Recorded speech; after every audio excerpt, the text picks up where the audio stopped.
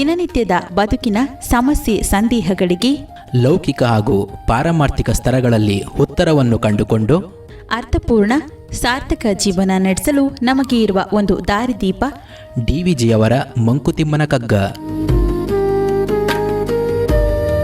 ಕನ್ನಡದ ಭಗವದ್ಗೀತೆ ಎಂದು ಪ್ರಸಿದ್ಧವಾದ ಈ ಜ್ಞಾನ ಭಂಡಾರದ ಅನಾವರಣವೇ ನಿತ್ಯದ ಬದುಕಿಗೆ ಕಗ್ಗದ ಬೆಳಕು.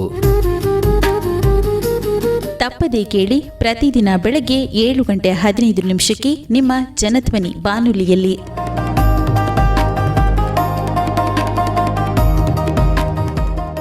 ಎಲ್ಲರಿಗೂ ನಮಸ್ಕಾರ. ನಾನು ನಿಮ್ಮ ರೇಡಿಯೋ ಗೆಳತಿ ಅನಿತಾ ಸರಗೂರು. ನಿತ್ಯದ ಬದುಕಿಗೆ ಕಗ್ಗದ ಬೆಳಕು ಕಾರ್ಯಕ್ರಮದಲ್ಲಿ ಡಿವಿಜಿಯವರ ಕಗ್ಗದ ವಾಚನವನ್ನು ಡಾಕ್ಟರ್ ಸೀತಾರಾಮ್ರವರು ನಡೆಸಿಕೊಡಲಿದ್ದಾರೆ. ಎಲ್ಲರಿಗೂ ಕಗ್ಗವನ್ನು ಹೇಳಲು ಅನುಕೂಲವಾಗಲಿ ಎನ್ನುವ ದೃಷ್ಟಿಯಿಂದ ನಾನು ಈ ಪದ್ಯವನ್ನು ಪುನರಾವರ್ತನೆ ಮಾಡುತ್ತಿದ್ದೇನೆ. ಬನ್ನಿ, ಕಗ್ಗದ ವಾಚನ ಮಾಡುತ್ತಾ ಜೀವನದ ಮೌಲ್ಯವನ್ನು ತಿಳಿಯೋಣ.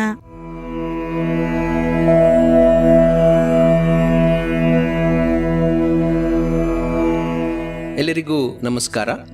ನಿತ್ಯದ ಬದುಕಿಗೆ ಕಗ್ಗದ ಬೆಳಕು, ನಮ್ಮ ಜೀವನಕ್ಕೆ ದಾರಿದೀಪವಾಗಬಲ್ಲಂತಹ ಕಗ್ಗದ ಅಧ್ಯಯನದಲ್ಲಿ ನಾವು ತೊಡಗಿದ್ದೇವೆ. ಇವತ್ತಿಂದ ಅದನ್ನು ಪ್ರಾರಂಭ ಮಾಡೋಣ. ಈ ಒಂದು ಕಾರ್ಯಕ್ರಮದಲ್ಲಿ ಕಗ್ಗದಲ್ಲಿರುವಂತಹ ಎಲ್ಲ ಪದ್ಯಗಳ ಸೂಕ್ಷ್ಮ ಸ್ಥೂಲ ಸ್ತರದಲ್ಲಿ ಅದನ್ನು ಓದುತ್ತಾ ಅದರ ಮುಖ್ಯವಾದಂಥ ಅರ್ಥವನ್ನು ನಾವು ಗ್ರಹಿಸೋದಕ್ಕೆ ಪ್ರಯತ್ನ ಪಡೋಣ. ಎಲ್ಲರೂ ಕಗ್ಗದ ಪುಸ್ತಕವನ್ನು ಅಥವಾ ಕಗ್ಗದ ಸಾಫ್ಟ್ ಕಾಪಿ ಎಲ್ಲರೂ ಮೊಬೈಲ್ ಫೋನ್ನಲ್ಲೋ ಯಾವುದ್ರಲ್ಲಾದರೂ ಸರಿ ಅದನ್ನು ಇಟ್ಕೊಂಡಿದ್ರೆ ಅನುಕೂಲ. ಮತ್ತು ಈ ಕಗ್ಗದ ಪದ್ಯಗಳನ್ನು ನಾವು ಓದುವಾಗ ನಮ್ಮ ಜೊತೆ ಧ್ವನಿ ಸೇರಿಸಿ ನೀವು ಕೂಡ ಈ ಪದ್ಯಗಳನ್ನು ಜೋರಾಗಿ ಹೇಳ್ತಾ ಬಂದರೆ ಇದು ಹೆಚ್ಚು ಸ್ವಾರಸ್ಯಪೂರ್ಣವೂ ಆಗುತ್ತೆ, ಹೆಚ್ಚು ಅರ್ಥಪೂರ್ಣವೂ ಆಗುತ್ತೆ. ಸೊ ಹಾಗೆ ನಾವು ಇವತ್ತಿನಿಂದ ಈ ಕಗ್ಗದ ಎಲ್ಲ ಪದ್ಯಗಳ ಒಂದು ಪರಿಚಯಕ್ಕೆ ಪದಾರ್ಪಣೆ ಮಾಡೋಣ. ಮಂಕುತಿಮ್ಮನ ಕಗ್ಗದಲ್ಲಿ ಬೇರೆ ಎಲ್ಲ ಮಹಾನ್ ಕೃತಿಗಳಲ್ಲಿ ಇರೋ ರೀತಿಯಲ್ಲೇ ಪ್ರಾರಂಭದಲ್ಲಿ ಕವಿ ಗ್ರಂಥಕರ್ತ ಭಗವಂತನ ಪ್ರಾರ್ಥನೆಯಿಂದ ಇದನ್ನು ಪ್ರಾರಂಭ ಮಾಡುವಂಥದ್ದು ವಾಡಿಕೆ, ಮಂಗಳಾಚರಣೆ ಅಂತಲೂ ಹೇಳ್ತಾರೆ. ಸೊ ಹಾಗೆ ಡಿವಿಜಿ ಅವರು ಕೂಡ ಮೊದಲ 3 ಪದ್ಯಗಳಲ್ಲಿ, ಮುಕ್ತಕಗಳಲ್ಲಿ ಭಗವಂತನ ಸ್ಮರಣೆಯನ್ನು ಮಾಡ್ತಾ ಭಗವಂತನಿಗೆ ನಮಸ್ಕಾರಗಳನ್ನು ತಿಳಿಸಿ ನಂತರ ಮುಂದುವರಿತಾರೆ. ಸೊ ಹಾಗೆ ಮೊದಲನೆಯ ಪದ್ಯವನ್ನು ಈಗ ನೋಡೋಣ. ಶ್ರೀ ವಿಷ್ಣು ವಿಶ್ವಾದಿ ಮೂಲ ಮಾಯಾಲೋಲ, ಶ್ರೀ ವಿಷ್ಣು ವಿಶ್ವಾದಿ ಮೂಲ ಮಾಯಾಲೋಲ, ದೇವ ಸರ್ವೇಶ ಪರಬೊಮ್ಮನೆಂದು ಜನಂ, ದೇವ ಸರ್ವೇಶ ಪರಬೊಮ್ಮ ಎಂದು ಜನಂ, ಆವುದನು ಕಾಣದೊಡಂ, ಆವುದನು ಕಾಣದೊಡಂ, ಅಳ್ತಿಯಿಂ ನಂಬಿಹುದೋ, ಅಳ್ತಿಯಿಂ ನಂಬಿಹುದೋ, ಆ ವಿಚಿತ್ರಕ್ಕೆ ನಮಿಸೋ, ಆ ವಿಚಿತ್ರಕ್ಕೆ ನಮಿಸೋ, ಮಂಕುತಿಮ್ಮ. ಮಂಕುತಿಮ್ಮ. ಸೊ ಈ ಪದ್ಯದಲ್ಲಿ ಡಿವಿಜಿ ಅವರು ಭಗವಂತನ ಅನೇಕ ರೂಪಗಳನ್ನು, ನಾಮಗಳನ್ನು ಸ್ಮರಣೆ ಮಾಡ್ತಾ ತನ್ನ ನಮಸ್ಕಾರಗಳನ್ನು ತಿಳಿಸ್ತಾರೆ. ನಾವು ನಮ್ಮ ಸಂಸ್ಕೃತಿಯಲ್ಲಿ ಅನೇಕ ದೇವರುಗಳನ್ನು ಪೂಜೆ ಮಾಡ್ತೀವಿ. ಅದು ಆ ದೇವತೆಗಳು ದೇವರು ಅದೆಲ್ಲ ಎಷ್ಟು ಮನುಷ್ಯರಿದ್ದಾರೋ ಅಷ್ಟೇ ದೇವತೆಗಳು, ಅಷ್ಟೇ ದೇವರು ಕೂಡ ನಾವು ಸೃಷ್ಟಿ ಮಾಡಿದ್ದೀವಿ. ಊರಿಗೊಂದು ದೇವತೆ, ಮನೆಗೊಂದು ದೇವರು. ಸೊ ಹೀಗೆ ಆ ದೇವರುಗಳಿಗೆ ಲೆಕ್ಕವೇ ಇಲ್ಲ.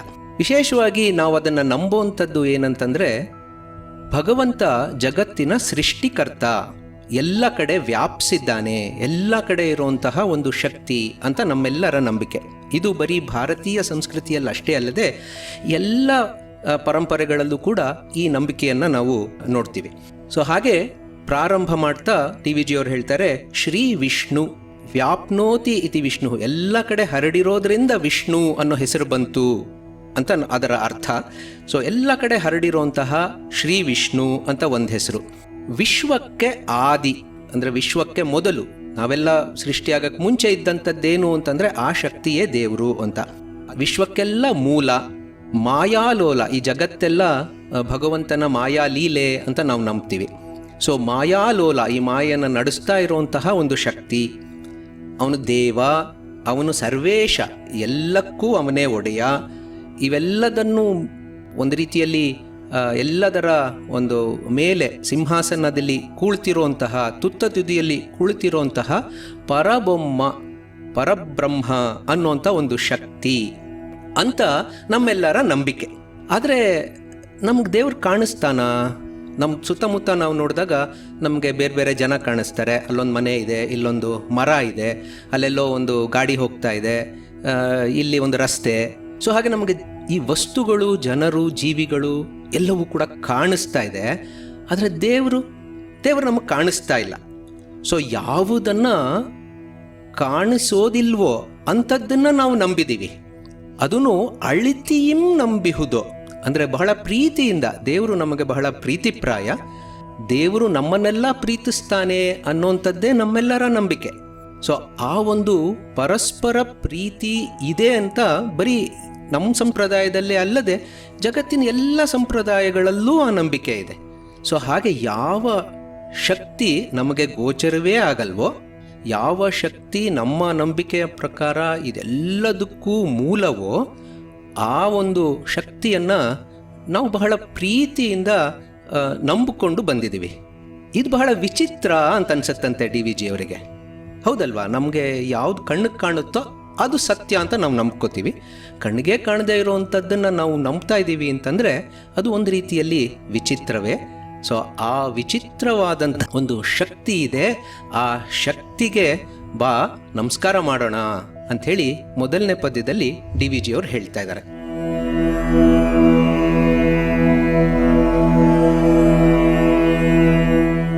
ಇನ್ನು ಎರಡನೇ ಪದ್ಯದಲ್ಲಿ ಇದನ್ನೇ ಮುಂದುವರಿಸ್ತಾರೆ ಡಿ ವಿ ಜಿ ಅವರು. ಅದನ್ನು ನೋಡೋಣ. ಜೀವ ಜಡ ರೂಪ, ಜೀವ ಜಡರೂಪ ಪ್ರಪಂಚವನದಾವುದೋ, ಪ್ರಪಂಚವನು ಅದು ಆವುದೋ, ಆವರಿಸಿಕೊಂಡು ಒಳನೆರೆದುಂ ಇಹುದಂತೆ, ಒಳನೆರೆದು ಇಹುದಂತೆ, ಭಾವಕ್ಕೊಳಪಡದಂತೆ, ಭಾವಕ್ಕೊಳಪಡದಂತೆ, ಅಳತೆಗಳವಡದಂತೆ,